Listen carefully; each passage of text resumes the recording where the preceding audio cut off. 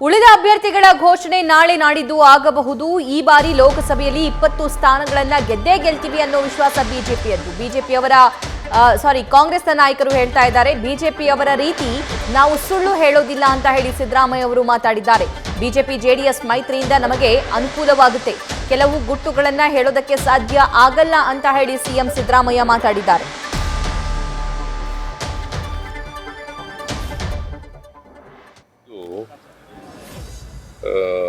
ಇನ್ನು 4 ಕ್ಷೇತ್ರಗಳಿದಾವೆ.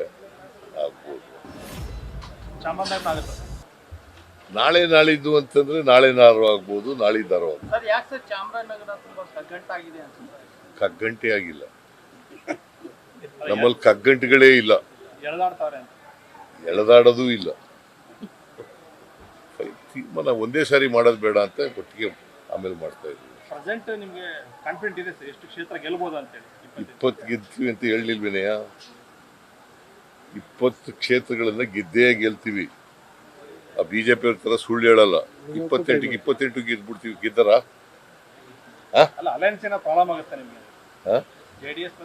ಅದರಿಂದ ನಮ್ಗೆ ಅನುಕೂಲ, ಅದು ಅನುಕೂಲ ಆಗ್ಲಿಲ್ಲ. ಈಗಲೂ ಅವ್ರಿಗೆ ಅನುಕೂಲ ಆಗಲ್ಲ, ನಮ್ಗೆ ಅನುಕೂಲ. ಅದನ್ನೆಲ್ಲ ಈಗ ಹೇಳಕ್ಕಾದ್ದ ನಿಮ್ಗೆ? ಅವೆಲ್ಲ ನಿಮ್ಗೆಲ್ಲ ಗುಟ್ಟೆಲ್ಲ ಬಿಟ್ಕೊಡಕ್ಕಾಗಲ್ಲ. ಕೆಲವು ಗುಟ್ಟುಗಳಾಗೆ ಇಡ್ಬೇಕು. ಯಾವ ಗುಟ್ಟುಗಳು ಇಲ್ಲ, ಕೆಲವು ಮಾತ್ರ ಇರ್ತವೆ. ಮೈಸೂರು ಚಾಮರಾಜನಗರನ ಪ್ರತಿಷ್ಠೆ ಅಂತಿಲ್ಲ, ಎಲ್ಲ 28 ಕ್ಷೇತ್ರಗಳನ್ನೂ ಪ್ರತಿಷ್ಠೆ ತಗೊಂಡಿದೀವಿ. ಇವು 2 ತಗೊಂಡಿದೀವಿ ಅಷ್ಟೇ.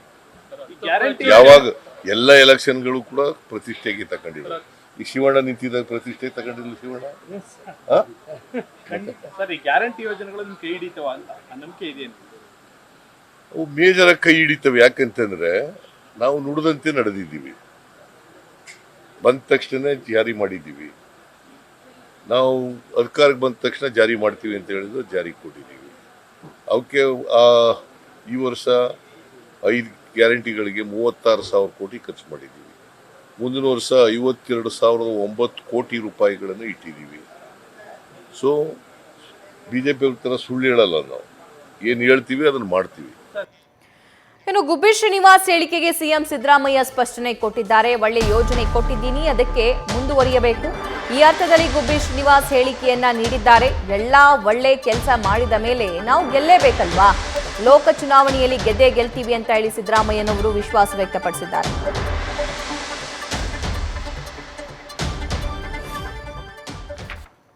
ಸೀಟ್ ಗೆಲ್ಲದೆ ಹೋದ್ರೆ ಸಿದ್ದರಾಮಯ್ಯ ರಾಜೀನಾಮೆ ಕೊಡಬಹುದು ಅಂತ ಹಂಗಂತ ಹೇಳಿದಾರ? ನೀನಿದ್ದೇನಪ್ಪ ಹಂಗೆ? ಅವ್ರು ಏನು ಹೇಳಿದ್ದಾರೆ ಅಂತಂದ್ರೆ, ನಾವು ಸಿದ್ದರಾಮಯ್ಯನವರು ಬಡವರಿಗೆ ಹಿಂದೆ ಮುಂದೆ ಎಲ್ಲ ಬಿಟ್ಬಿಡ್ತೀವಿ ಕಾಂಟೆಕ್ಸ್ಟ್ನ. ಸಿದ್ದರಾಮಯ್ಯನವರು ಬಡವರ ಪರವಾಗಿ ಕೆಲಸ ಮಾಡಿದ್ದಾರೆ. 5 ಗ್ಯಾರಂಟಿ ಯೋಜನೆಗಳನ್ನು ಜಾರಿಗೆ ಕೊಟ್ಟಿದ್ದಾರೆ. ಇಂಥ ಪರಿಸ್ಥಿತಿನಲ್ಲಿ ಅವ್ರು ಗೆಲ್ಲಿಸ್ಬೇಕು ಅವ್ರಿಗೆ ಅಂತ ಹೇಳಿದ್ದಾರೆ. ಅವ್ರು ಮುಂದುವರಿಬೇಕು ಅಂತ ಹೇಳಿದ್ದಾರೆ. ಅದಕ್ಕೆ ನೀವು ರಾಜೀನಾಮೆ ಕೊಡ್ಬೇಕು. ಆಯ್ತಪ್ಪ, ಎಲ್ಲ ಒಳ್ಳೆ ಕೆಲಸ ಮಾಡಿದ್ಮೇಲೆ ನಾವು ಗೆಲ್ಲೇಬೇಕಲ್ವಾ, ನುಡಿದಂತೆ ನಡೆದ್ಮೇಲೆ ಗೆಲ್ಬೇಕಲ್ವಾ, ಅದು ಹೇಳಿದ್ದಾರೆ. ನ್ಯೂಸ್ ಫಸ್ಟ್, ನಿರ್ಭೀತಿಯಿಂದ ನಿಮ್ಮ ಪರವಾಗಿ.